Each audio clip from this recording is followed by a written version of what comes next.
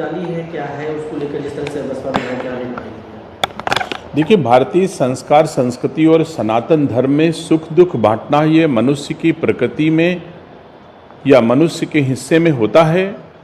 और आज हमारे रिश्तेदार श्री उमाशंकर सिंह जो विधायक हैं रसड़ा से, दलीय नीतियों के आधार पर हमारा उनका कोई रिश्ता नहीं है, एक व्यक्तिगत जीवन का रिश्ता है।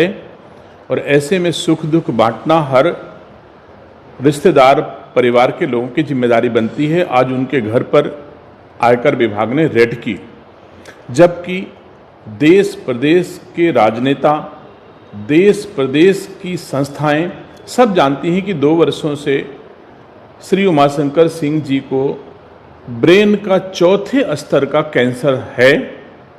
वो अपनी सांसें बचाने के लिए कभी अमेरिका, कभी दिल्ली, कभी लखनऊ 2 वर्षों से लगातार दौड़ रहे हैं। और ऐसी परिस्थितियों में उनका धंधा व्यवसाय सब चौपट हो चुका है, ऑलमोस्ट बंद हो चुका है। उसके बावजूद उनके घर में रेड किया जाना इन परिस्थितियों में, और जिस प्रकार से रेड की जा रही है कि उनके घर में नर्स और चिकित्सक जाने का भी अवसर नहीं दिया जा रहा है। अगर कोई हानि, जीवन की हानि होती है तो इसके लिए संस्थाएं जिम्मेदार होंगी।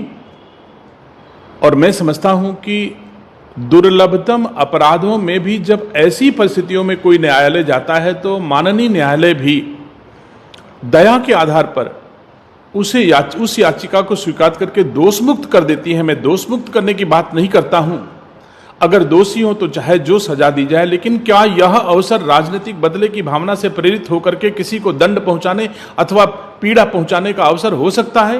क्या यह सही समय है? बिल्कुल नहीं।